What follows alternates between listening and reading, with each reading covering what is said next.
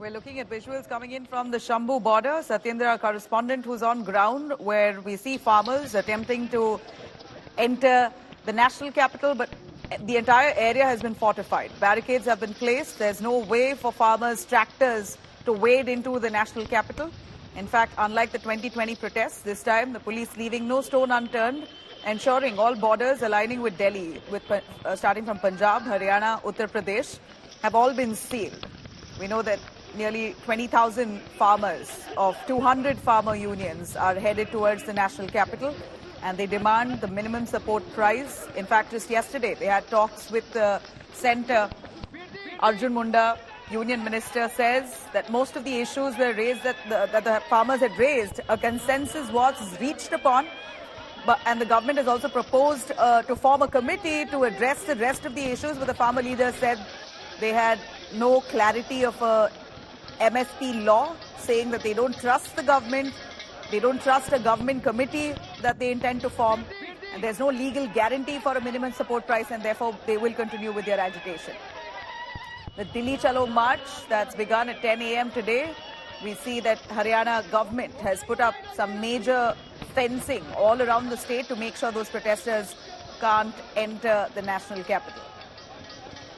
Gas shell फेंके हैं। यहाँ पर अगर मैं जमीन की भी दिखाऊं तो आप देख सकती हैं, जहाँ पर मैं खड़ा हूँ यहाँ पर कितने ये फटे हुए हैं।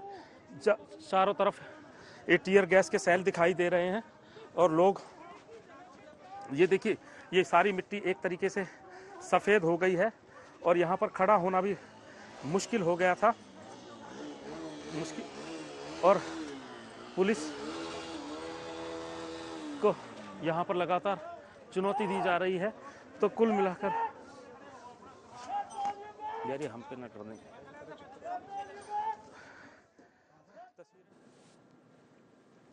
Well, there you have it.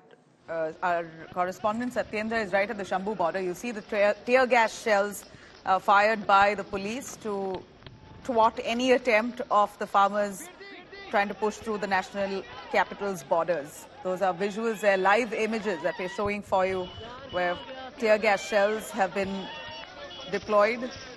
In fact, it's been fired at the crowds that have assembled along the Shambhu border. Thousands of farmers, you see there, were trying to enter the national capital, but none being allowed. And owing to the tear gas shells, we see a lot of confusion and commotion. People running helter-skelter. Tear gas shells being fired by the police to ensure that these farmers don't enter the national capital. Now, farmers have multiple demands, and they've been adamant on that. MSP, minimum support price for all crops, is what they demand. And कई दिनों से ये तस्वीरें दिखा रहे हैं कि यहाँ पर जो है हालात आउट ऑफ कंट्रोल हो सकते हैं, और आखिरकार जिसका डर था वही हालात हुआ है यहाँ पर। और आप देखिए पीछे, अगर कैमरे को थोड़ा दूर तक दिखाएं तो हजारों की तादाद में लोग दिखाई दे रहे हैं, हजारों की तादाद में। और पुलिस ने जो अपने बैरिकेड्स लगाए थे, पुलिस वही है।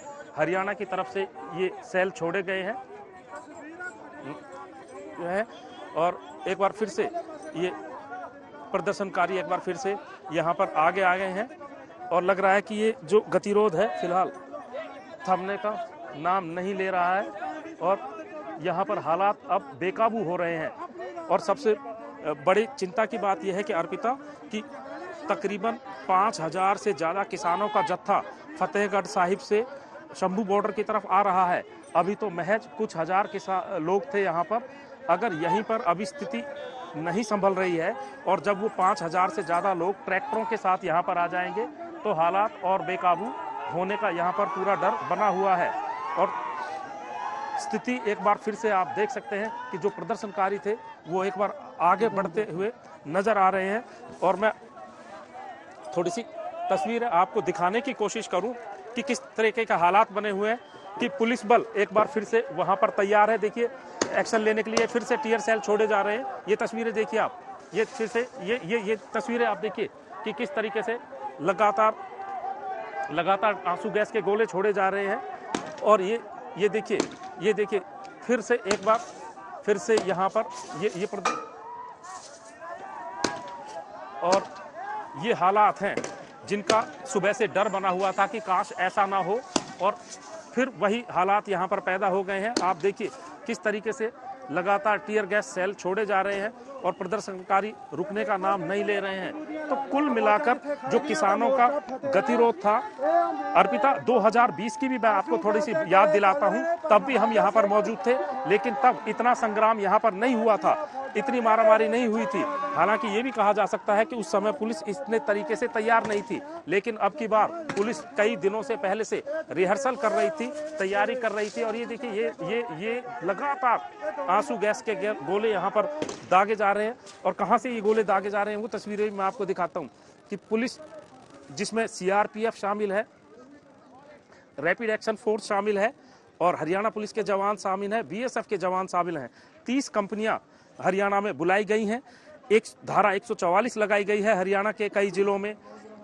स्टेडियम्स को जेल में कन्वर्ट किया गया है और इसके अलावा बाकायदा गांव में मुनादियां करवाई गई हैं।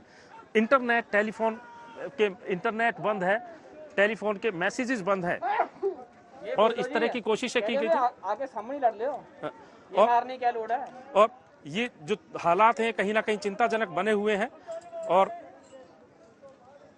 टकराव साफ दिख रहा है यहाँ पर और पुलिस की तरफ से लगातार टीयर गैस के गोले छोड़े जा रहे हैं। गीला कर लो, गीला तो है।